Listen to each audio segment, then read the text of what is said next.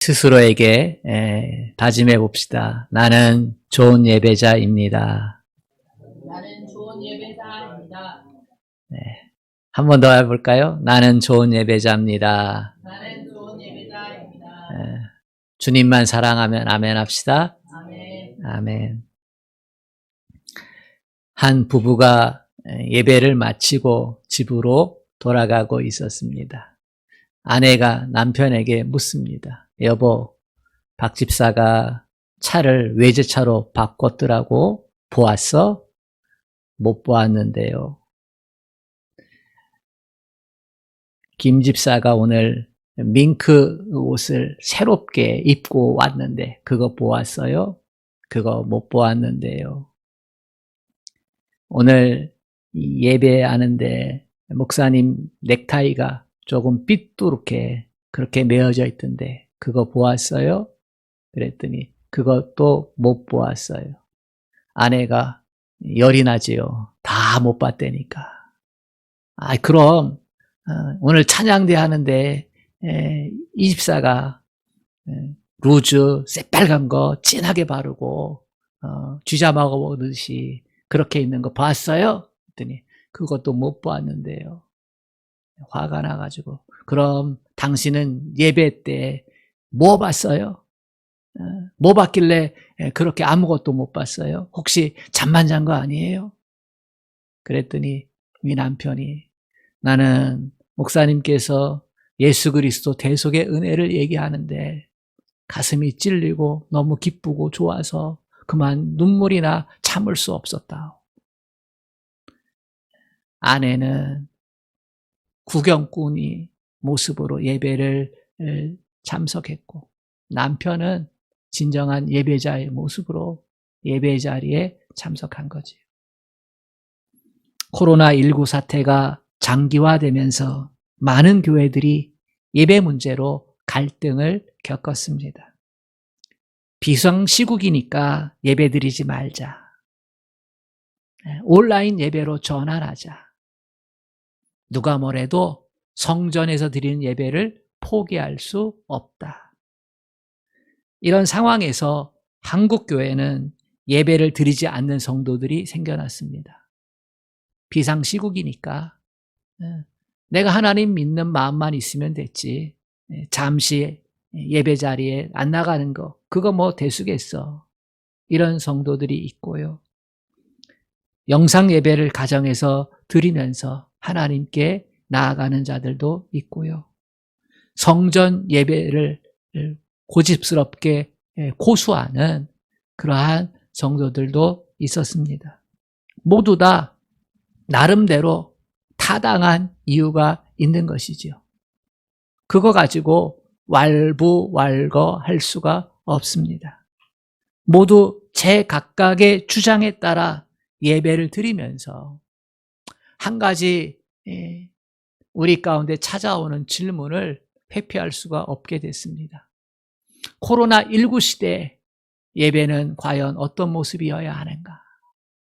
과연 우리가 이런 예배자의 태도로 예배를 드리는 것이 맞는가? 라고 하는 질문입니다. 이에 4월 말 기독 공보에 실린 글을 소개해 보고자 합니다. 솔로몬은 하나님 앞에 1000번째 예배를 드렸지요. 그 예배를 드리던 장소가 기브온 산당이라고 성경은 기록하고 있습니다. 산당이라고 하는 건 우상숭배의 자리지요. 그 우상숭배의 자리에서 이 솔로몬이 1000번제를 드렸다는 거예요. 그런데 하나님이 그 예배를 받으셨잖아요. 우상숭배 자리에서 그곳에서 하나님께 제사를 드렸는데 솔로몬이 왜 거기서 예배를 드려야 했는가? 4가지 이유가 있습니다.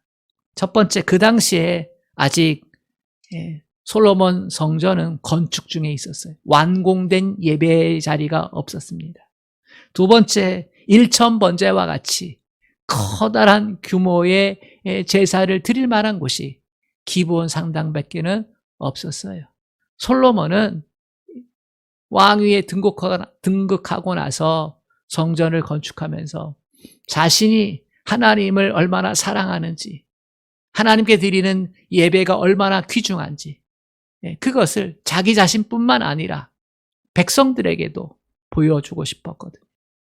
그래서 1,000번제를 계획을 했는데 그것을 드릴 만한 장소가 기브온 산당밖에는 없었어요. 세 번째는 광야 시절에 만들었던 성막이 그 기브온 산당에 있었어요. 오랜 시절 동안. 이스라엘 백성이 가나안 정복하고 광야에서 사용했던 그 성막을 어디다 두었냐면 기브온 산당에 두었습니다. 그곳에서 우상을 섬기던 제단들을 다 헐어버리고 성막을 놓고 제사했지요. 그런데 사사시대 때 보면은 이스라엘 사람들의 믿음이 혼합주의로 흐르잖아요. 하나님도 좋고 가나안 신도 좋고 마음이 가나안 신한테 홀딱 빠져가지고 그래 기브온 산당을 재건한 것 같아. 그리고 성막은 한쪽에 밀려나게 되고 그러한 상황 가운데서 솔로몬이 그곳을 찾아간 겁니다. 그리고 마지막 네 번째는 그 당시 백성들의 제사 드리는 것이 익숙한 장소가 기브온 산당이었어요. 그래서 솔로몬은 1,000번제를 드릴 장소로 기브온 산당을 택합니다. 왕이 제사 드리러 가니까 얼마나 많은 사람들이 모였겠어요. 그것도 1,000번제 제사를 드린다고 하니까 정말로 많은 사람들이 모였을 거예요. 비록 산당이지만 솔로몬은 그곳에서 예배의 정수를 보여줍니다. 영과 진리로 예배 드리는 거예요. 자신의 예배를 통해서 이 나라가 어떻게 세워질지를 아니까 하나님께 예배하는 것을 통해서 이 나라는 복을 받을 것이라는 것을 너무나 잘 알고 있으니까. 그래서 영과 진리로 하나님께 예배 드렸어요. 그걸 어떻게 할 수 있어요? 하나님은 영과 진리로 드리는 예배만 받으셔요.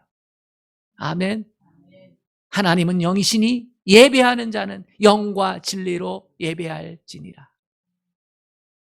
하나님께서 솔로몬 예배를 받아주셨잖아요.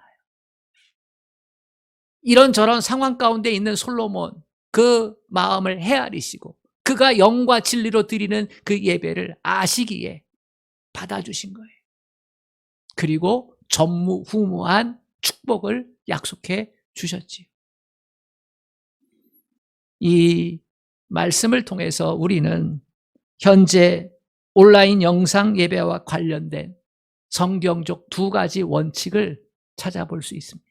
첫 번째, 예배는 어떠한 상황 가운데서도 반드시 드려져야 한다. 아멘. 예배는 어떠한 상황 가운데서도 반드시 드려져야 된다. 두 번째 원칙은 예배의 장소와 형식은 얼마든지 바뀔 수 있다.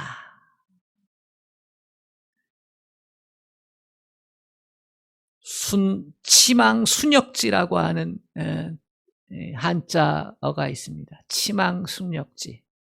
아마도 말이 좀 어려운데 풀어보면 그 말이구나라고 알 수 있겠지요. 이 말은 이가 없으면 잇몸으로 산다. 그지요? 우리 어르신들 이제 틀리하고 그러야 되니까 이가 없으면 뭐로 산다고요? 잇몸으로 산다. 정상적이지 않은 차선책이 있다는 거예요.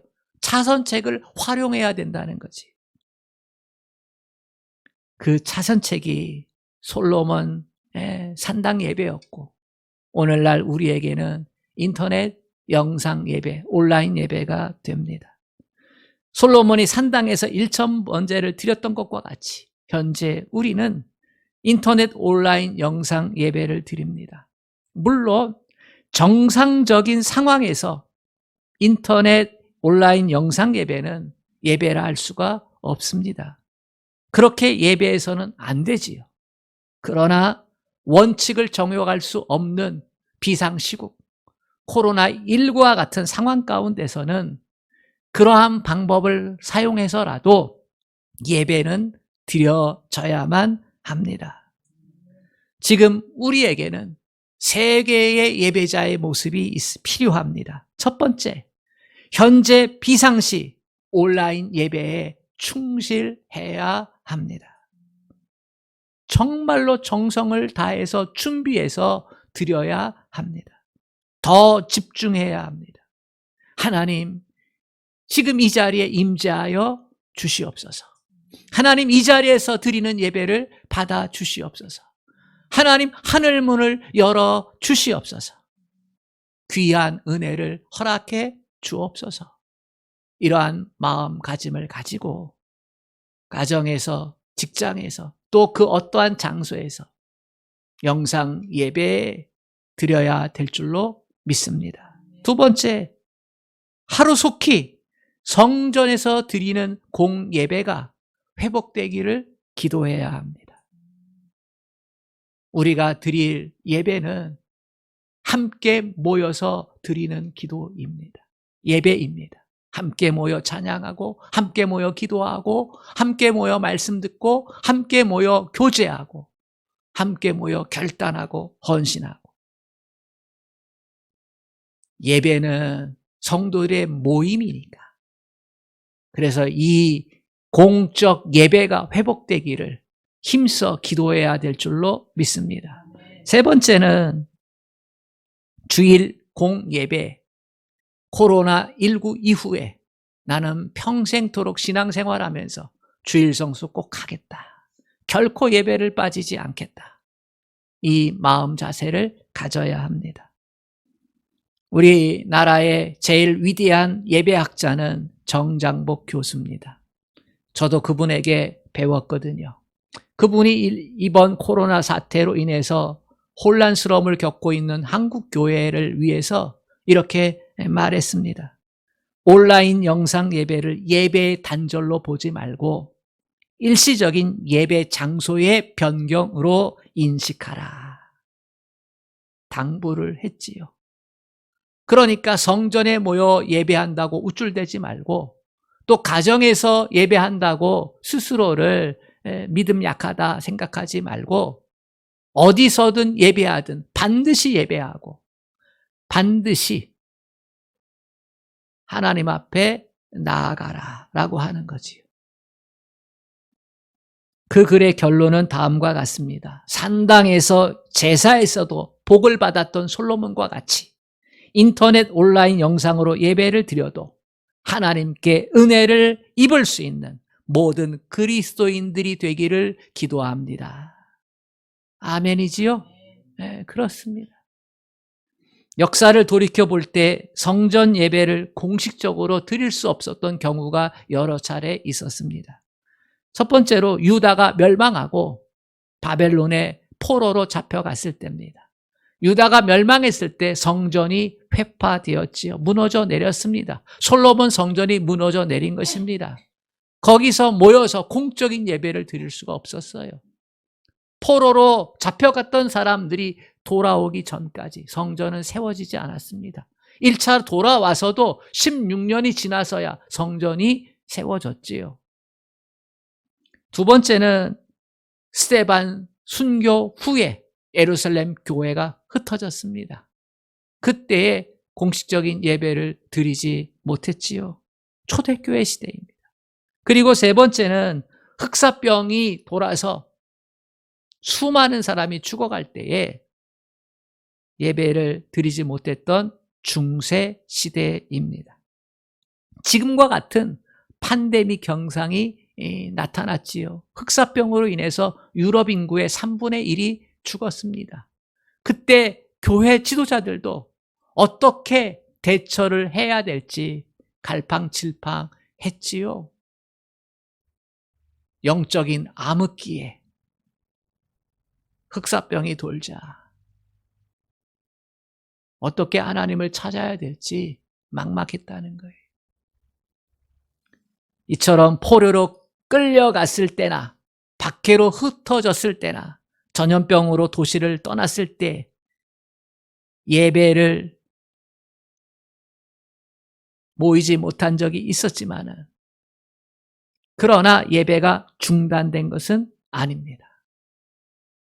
흩어진 그 자리에서 가족들과 함께, 이웃들과 함께 뜨겁게 예배를 드렸지요.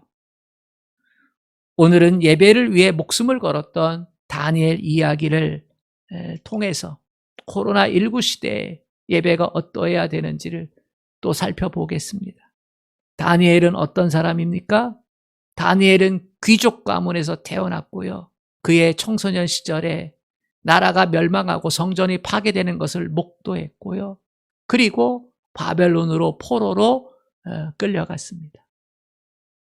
그곳에서 관리의 눈에 띄어서 바벨론식 교육을 받아서 공적 관리가 되었고요. 느부갓네살 꿈을 해석해 주므로 일약 바벨론의 총리가 되었습니다.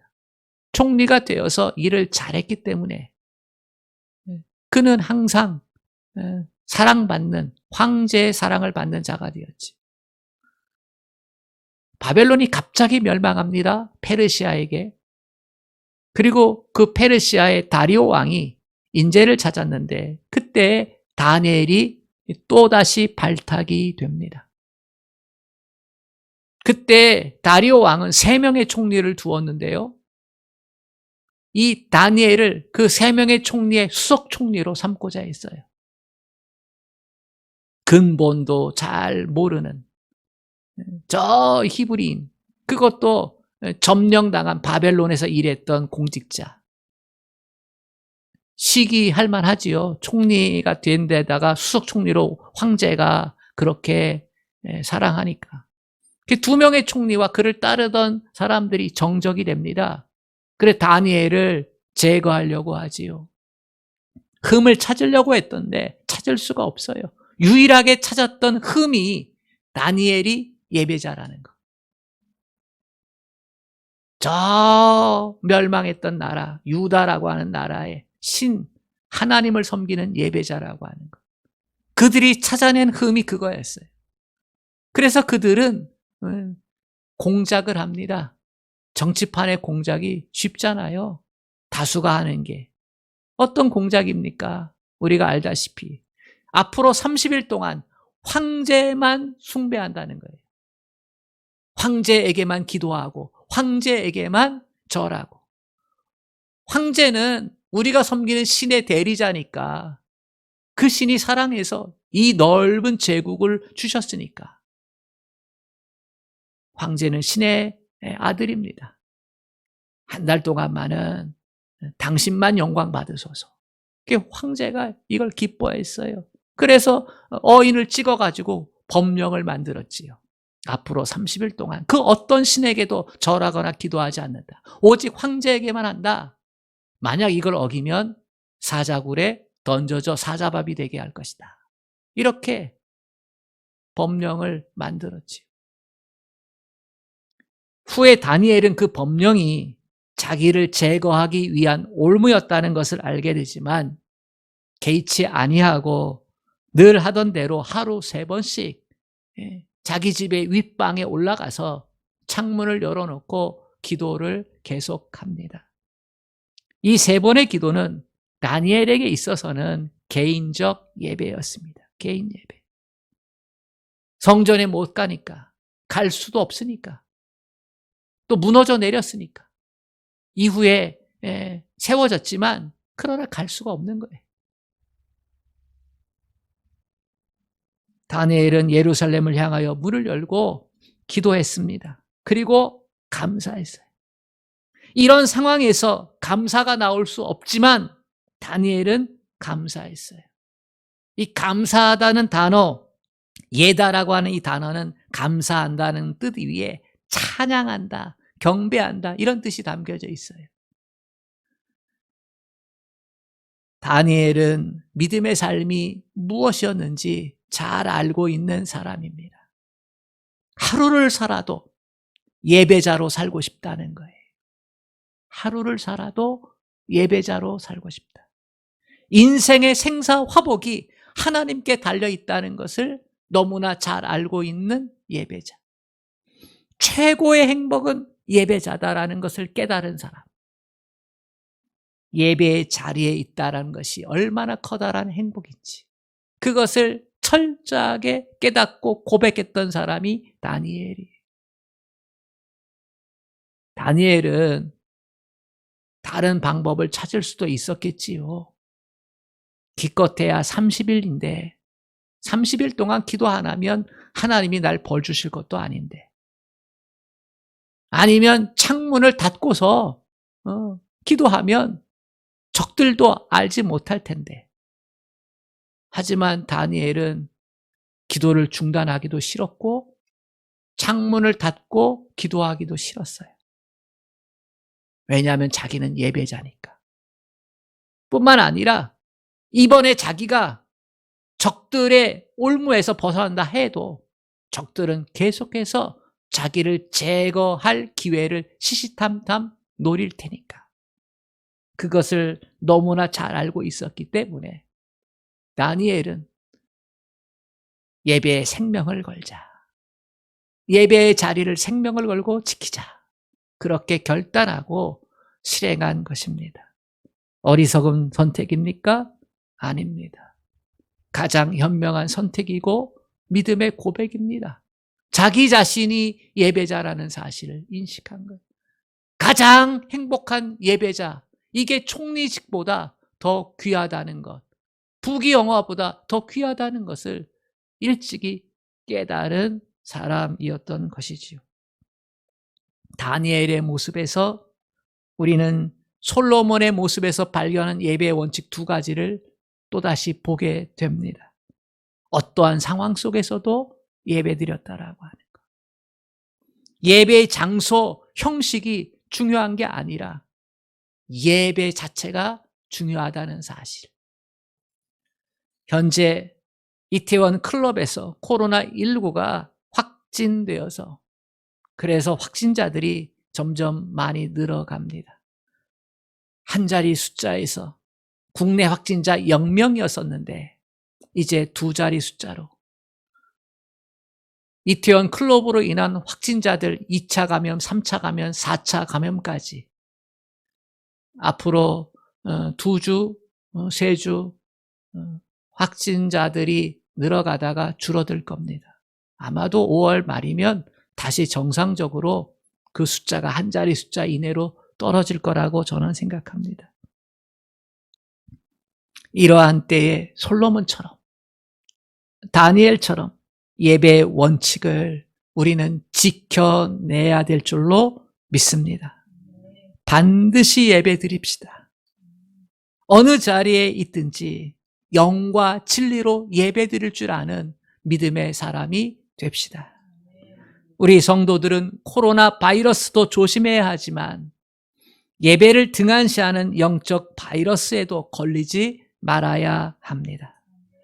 세상 사람들에게 있어서 예배는 친교 모임이자 나약한 사람들의 종교 생활로 치부되지만 우리 그리스도인들에게는 예배가 예수 그리스도의 대속의 은혜요, 아들을 내어오신 하나님의 사랑이요, 성자 예수님, 성부 하나님의 은혜를 우리에게 깨닫게 하시고 누리게 하시는 성령의 역사인 줄로 믿습니다. 사랑하는 여러분, 비록 성전 예배, 그 함께 모여 하는 공예배 대신 가정에서 영상 예배를 드리더라도 여러분의 마음은 공예배에 있어야 합니다. 공동체 예배에 있어야 한다는 뜻입니다. 또한 가정에서 예배를 드린다고 소홀히 예배 드려서는 안 됩니다. 지금 여러분이 예배하는 그 장소가 성전입니다. 거기서 하나님이 기뻐하시는 예배를 드리시기를 바랍니다. 어느 신학자가 이렇게 강조를 했습니다. 건강한 교회일수록 좋은 예배가 있다. 그리고 훌륭한 예배는 좋은 예배자가 만든다. 좋은 예배자로부터 훌륭한 예배가 만들어진다는 거예요. 드려진다는 거예요. 우리 서로 격려합시다. 당신은 좋은 예배자입니다. 이렇게 격려합시다. 당신은 두 가지의 원칙을 지키는 좋은 예배자입니다. 격려합시다. 그리고 스스로 다짐합시다. 나는 좋은 예배자입니다. 나는 하나님께서 찾으시는 예배자입니다. 나는 하나님께서 찾으시는 예배자가 되어 솔로몬이 예배를 통해 은총을 입었던 것처럼, 다니엘이 예배를 통해 은총을 입었던 것처럼 나도 그렇게 복된 예배자가 되기를 소망합니다. 우리 모두 좋은 예배자가 되기를 주님의 이름으로 축복합니다. 모두 다 좋은 예배자가 되어서 다시 한 자리에 만나 예배할 수 있기를 소망합니다. 우리 이 시간 1, 2분간 잠시 하나님 앞에 나아가 기도합시다. 결단에 기도합시다. 코로나19 상황 가운데서 세상은 예배를 종교 생활로 치부합니다. 나약한 사람들이 신앙이라고 치부합니다. 5분의 4가 불신자인 이 세상 가운데서 교회 예배 중단하자 하면 다 좋아하지. 누가 반대하겠습니까? 그런 상황에 마음 뺏기지 맙시다. 오늘 말씀을 통해서 하나님께서 우리에게 주시는 말씀을 들읍시다. 반드시 예배로 드려야 된다고. 어떤 장소, 어떤 형식이 괜찮다고. 예배를 받으시는 그 하나님께 반드시 나아가자고. 그래서 함께 공예배 모였을 때에 나는 복된 예배자로 가정 예배 드렸습니다. 골방 예배 드렸습니다. 그렇게 고백하면서 그 예배 가운데 임재하신 하나님의 은혜를 서로 간증합시다. 우리 이 시간 같이 결단의 기도 드리기를 원합니다. 하나님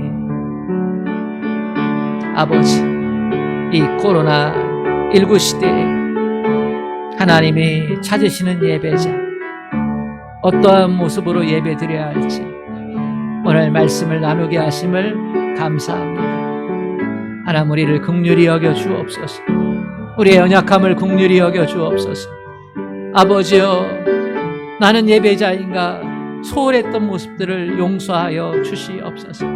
하나님이 찾으시는 예배자, 아버지여, 생명을 걸고 예배를 지켜낼 줄 아는 예배자, 장소는 달라도 형식은 달라도 아버지 하나님 예배 드릴 수 있는 그러한 예배자 하나님 되게 하여 주시옵소서. 오 성령이여 역사하여 주옵소서. 예배 드릴 때마다 대속의 은혜를 경험케 하시고 하나님의 사랑을 깨닫게 하시고 성령의 임재 가운데 하나님 만나 주셔서 이 복음의 능력들을 누려갈 수 있는 우리 모두가 되게 하여 주시옵소서.